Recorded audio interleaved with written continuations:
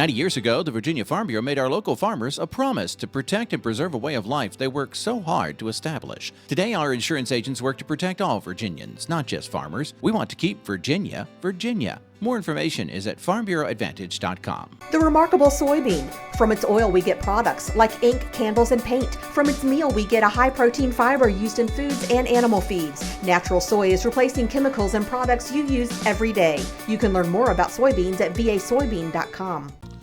Honeybees and other pollinators are an important component of agriculture in Virginia. Farmers who grow melons, blueberries, apples, and numerous other crops, they absolutely depend on these pollinators, and that'll be our focus during Ag Insights later in the program. We also have a story this week about the value of farmland in Virginia. It has gone up since last year. Plus, cattle producers continue to be focused on the quality of beef. Those stories and more on this episode of Virginia Farming. I'm Jeff Ishii.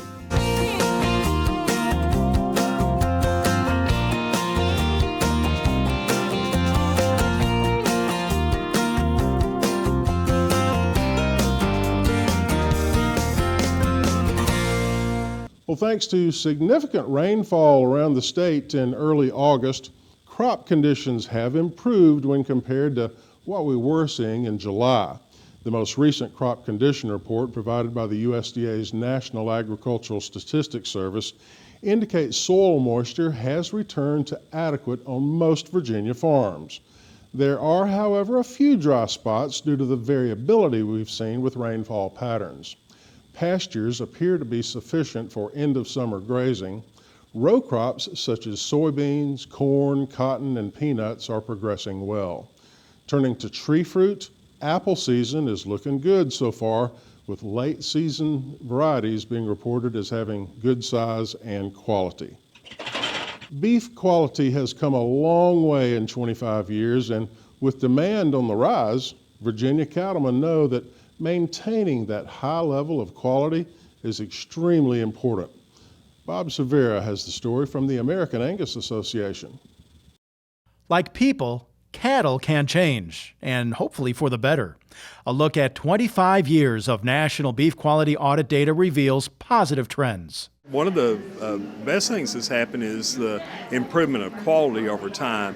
Quality is measured by marbling. Quality is measured by percent choice and prime.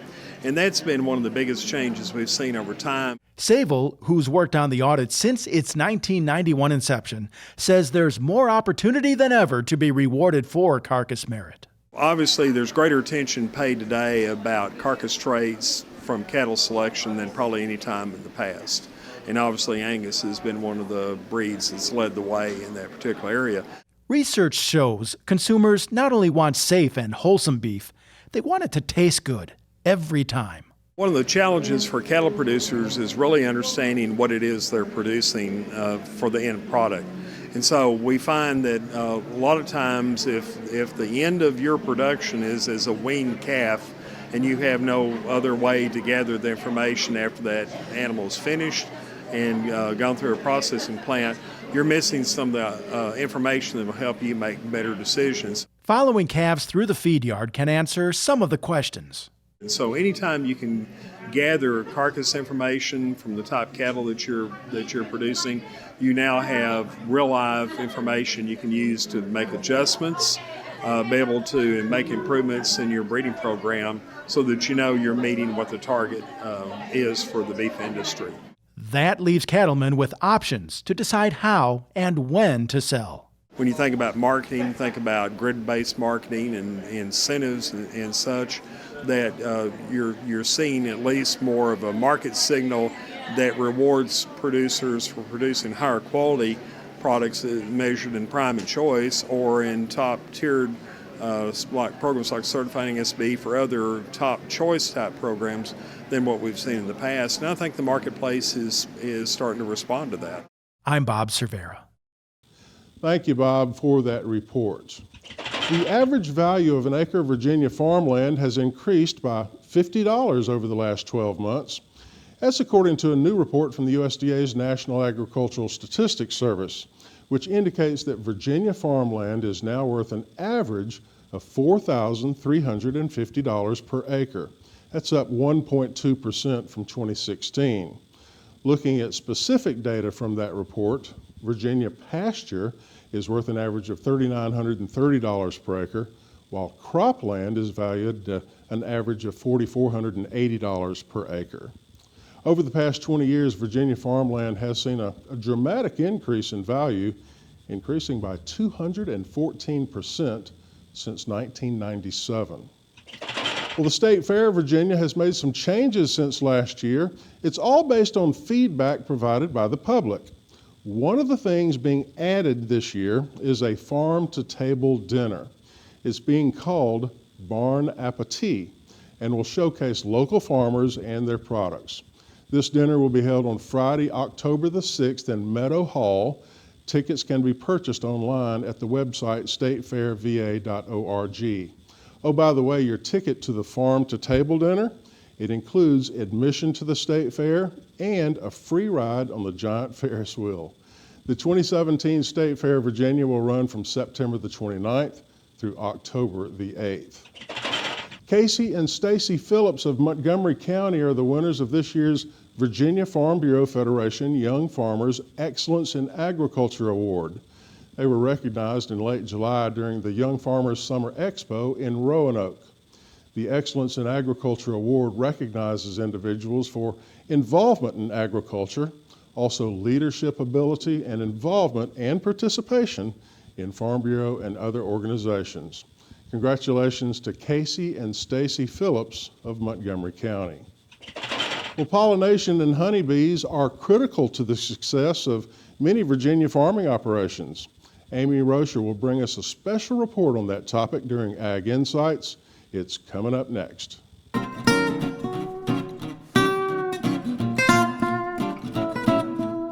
Today we're in Blacksburg, just off the campus of Virginia Tech, and we're talking about pollination and the decline in bee numbers. I'm joined by entomologist and Professor Emeritus from Virginia Tech, Rick Fell. Rick, thanks so much for having us out today. That's my pleasure. First of all, I want to talk about the types of bees. Okay. I think when people think bees, they always think honeybees, but there are so many different types of varieties. Yeah, we've got probably 400 plus species, different species of bees in Virginia. I think, as you say, what most people think about when they say bees are honeybees, but there are many, many other species, from bumblebees to sweat bees to other solitary bee species. But the majority of those bees, almost all bees, are pollinators, correct? Yes, correct. Not on honeybees, but bees in general utilize essentially pollen as a protein source, nectar as their carbohydrate source. So essentially their major foods all come from plants, basically flowers. And we're not talking about the importance of bees because they produce honey. We're talking about the importance of bees because they pollinate and they're helping America's farmers keep the crops going. Talk a little bit about pollination, how it works, and what the importance is of keeping our bee numbers up. Okay, well basically what pollination is, very simply defined, is the transfer of pollen from the male portion of the plant to the female portion of the plant. That pollen then actually produces what we call a pollen tube that goes down into the ovary, where it fertilizes the ovule or egg, which produces the seed, and that stimulates then the production of the growth of the fruit. In the U.S., we have a large number of crops. In Virginia, for example, that require pollination. In Virginia, we have apples, for example, a major crop that's pollinated, but we also have melons, we have blueberries, we have cucumbers, a whole host of crops that are really dependent on bees for that pollination service. So you talk about transferring the pollen from the male to the female part of the plant, but how does that happen? What is the bee's role in that? Yeah, when the bee visits the flower, the bee, of course, is there to collect pollen or to collect nectar. And if she's collecting pollen, that pollen sticks to her body, and if she goes to another flower, that pollen that she has on the body then can be transferred to the receptive female surfaces on the other flower. So do some plants require more pollination than others? Yes. A lot of it depends, of course, on the flower of the particular plant, how many seeds need to be set. An apple blossom requires, say, 5 to 6 bee visits if you're going to get a good number of seeds set. We like to see at least 6 seeds in an apple if we're going to get a good high-quality fruit. Take something like cantaloupes, where you need 400 seeds, takes more bee visits, on average 10 to 12. Wow. And that's per plant. That's Per per blossom. blossom. That is, for each female blossom on a cantaloupe plant, you'd need 10 to 12 if you're going to set a nice cantaloupe. We read and hear a lot about America's bee population declining. Is it declining? Is it starting to come back? And what's going on with the bee population? Well, that's a good question. Actually, we've had a continual decline in colony numbers starting back about 1950. Now, a lot of that has been due to changes in agriculture, changing demographics, but we've also seen in more recent years a more rapid decline that could be due to a number of different causes. If we go back to 1950, we had about 4.5 million honeybee colonies, managed honeybee colonies in the U.S. Today, we're at about 2.25 to 2.5 million. So we've had a substantial decline. The big concern we have now, though, is that we're losing honeybee colonies, especially during the winter, at a very high rate. It's almost 30%, and it's been averaging that for the last 10 years, which is, of course, a tremendous concern for the beekeeping industry. Is that decline part of colony collapse disorder, or is colony collapse disorder its own thing? Colony collapse is actually sort of a set of symptoms that describes the sudden collapse, that is, loss of bees in a colony. And it's characterized by a quick loss. Oftentimes there's plenty of food, there's still a queen, but the colony itself dies quite rapidly. And the big problem is we don't know what the cause of that decline is. Now, colony collapse is not the only cause of losses. In fact, I would estimate today that colony collapse, particularly in Virginia, probably accounts for no more than 10 or 15% of the losses. What other factors are causing the losses, though, is still also a big question. And we think it could be due to parasites such as the varroa mite. It could be due to a number of different viral diseases. There are also fungal diseases. Plus, we've got other factors such as nutritional problems. We can have, of course, environmental problems when you have wintertime, cold weather. That puts a tremendous stress on a colony. And then, of course, we throw into that equation pesticides. So there are multiple potential causes, and we really don't know how these all factor together, how they interact. Are there any colleges here at Virginia Tech who are working on this bee population problem?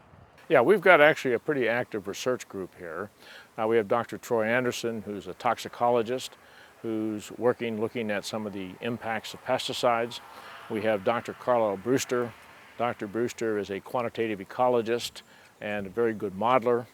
And then, of course, myself working with the bees. So we have actually a team plus graduate students all looking at various factors that impact it.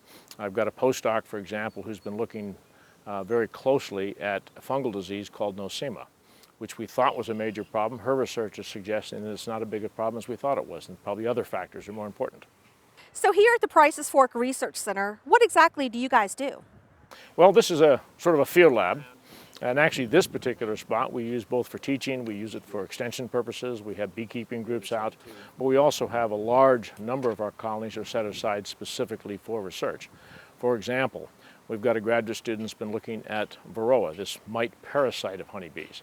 He's doing work on spatial distribution and how we might, by understanding the distribution, control these pests a little bit more effectively. We've got other colonies we've been using to test sublethal effects of pesticides, very low dosages, what bees might encounter in the environment, and seeing, does that have an effect, for example, on disease levels? The work that you're doing, is it increasing the honeybee population? Well, we've got at Virginia Tech probably now between 70 and 80 honeybee colonies that are managed. The majority of those are used in our research program. We always do set aside a few, though, for honey production. And a little honey given in the right places can often help keep things going. Why is keeping the bee population up so important? Well, I think to the average person, of course, they don't think about the fact that those apples or the other vegetables or things that they may be purchasing require insect pollination. And, much of our, I think, populace today is pretty well removed from agriculture in general. And so they really don't have a good understanding of what goes on, say what the apple grower needs to do, not only in terms of protecting the apples, but also in making sure that he gets a crop through pollination. If someone wanted to become a beekeeper, how hard is that? Is it easy to do? Well, it's not really too difficult to become a beekeeper. One of the nice things is that we've got about 35 different local organizations around the state, almost all of whom offer courses or classes to help people get started in beekeeping. Many of them have mentoring programs, so they have experienced beekeepers that they can assign new beekeepers to work with. So that helps in terms of their learning curve and helps give them confidence as well. Other than that, it's simply a matter of getting the equipment and getting the bees and putting them in a hive. And it's not expensive. Well, I guess that's a relative term. I would estimate to set up a colony, if you're going to say buy a package of bees or what we call a nuke, which is a starter colony, plus all of the equipment, you'd probably be looking at about $250 to start a hive. That includes, of course, a veil and protective equipment, a smoker, etc. Can you really make money off the honey?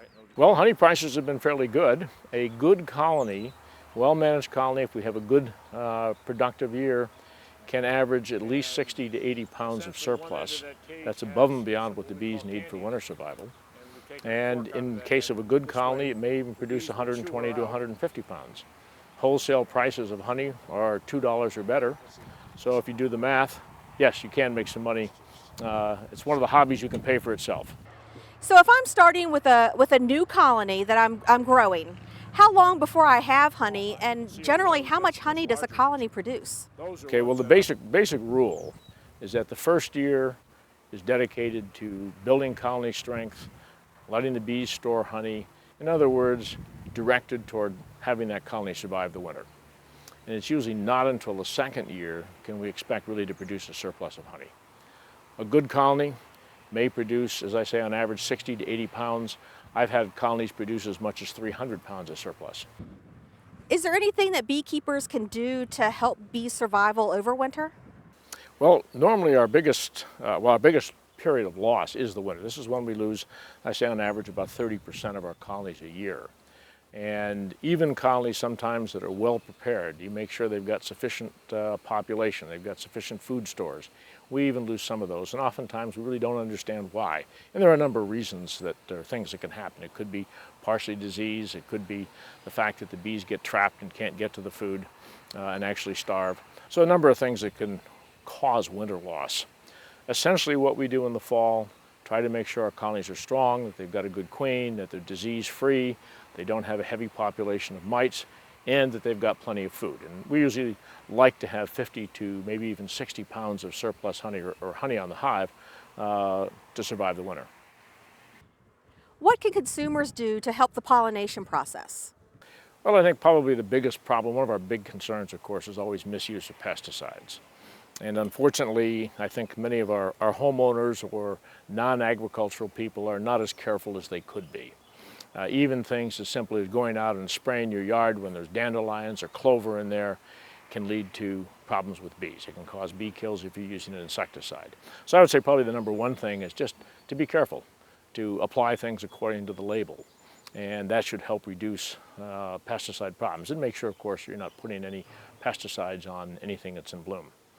I think other than that, we do have people interested in actually putting in bee-friendly garden plants, particularly in flower gardens. And of course that'll help at least provide oftentimes some food at periods when we may not have much available, particularly out, say, in the fields or the countryside. If I were looking for some pollen-friendly plants, what would you suggest that I plant? Things is, of course, in most gardens you don't have really large numbers. And a honeybee colony takes a tremendous amount of energy. But anything that bees visit, for example in the fall, the sedums are quite attractive to bees. Of course, plants that people often consider weeds, things like goldenrod or ironweed or boneset, these are all very good fall plants. And it's actually that period, late summer and early fall, when having incoming food is probably the most critical. So things at that time, plants that bloom at that time, are often a very big help. Rick, thanks for having us out here today. We learned a lot and it was very enjoyable. Oh, it's my pleasure. We'll be right back.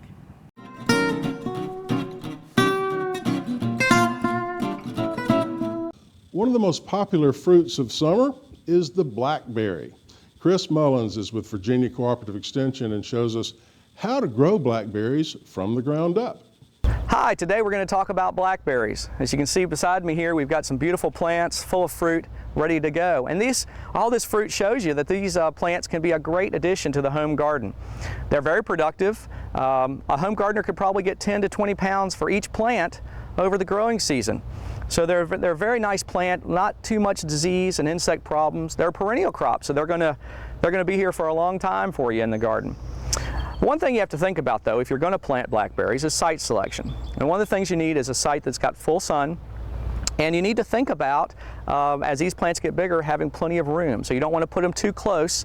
You can see these rows are about 10 feet apart, and spacing within the row is about 4 to 5 feet between each plant. So plenty of space and full sun, and that's a good site for blackberries. Now let's go look at how we might start planting these plants. And you can buy bare-rooted plants that can be put in the ground in a lot of Virginia in March, and potted plants with the root ball attached can be put in after the last frost.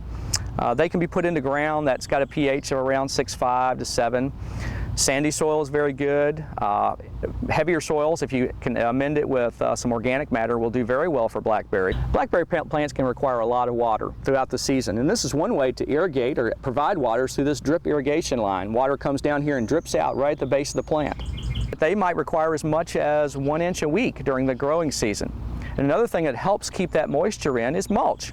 The mulch that you see here is a hardwood mulch, and it can be applied to the surface here. It'll of course keep weeds down, and probably more importantly, it'll keep that soil moisture in the ground.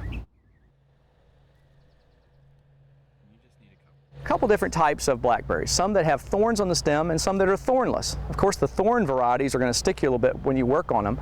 So thornless varieties can be nice for the home gardener, and there are lots of different types of those, lots of different varieties. Some produce crops earlier, some produce crops midsummer, and some late summer. So if you were a home gardener that wanted to put all three of those types in there, it would give you a longer range of harvest throughout the whole summer. Now, one thing that blackberries need are going to be a trellis system. These plants grow up, but they will fall over, so they need to be trellised up on wires. What you see here is a trellis system that has, that's called a V-trellis system, and it has wires, about 6 wires, high tensile wires, and they are going to be holding up the canes. As they grow up, the canes are tied to these wires, and it just supports them, keeps them from falling down, gives you a lot of air movement through there, so you'll have less disease problems. This is something that you can build the first season because you don't need it that first season, but it can be a very important part of your blackberry production area in your garden. So after you have done all this work, one of the things that you really get to enjoy are the fruits of your labor. These beautiful, large-sized blackberries, sweet and juicy, ready to eat for you and your neighbors. For more information about blackberry production, please contact your local county extension office. From the Ground Up, I'm Chris Mullins. We'll see you next time. Our pearl of wisdom this week comes from an old African proverb. It tells us, when spider webs unite, they can tie up a lion. It all comes down to teamwork, I guess. If you have a pearl of wisdom you'd like to share with us, you can do so through our website at virginiafarming.com. And remember, you can catch our show on demand anytime you like, whether it's from your poultry house or your tractor cab. It's on demand 24/7 at virginiafarming.com. That does it for our show this week. Have a great week, everyone. I'm Jeff Ishii for Virginia Farming.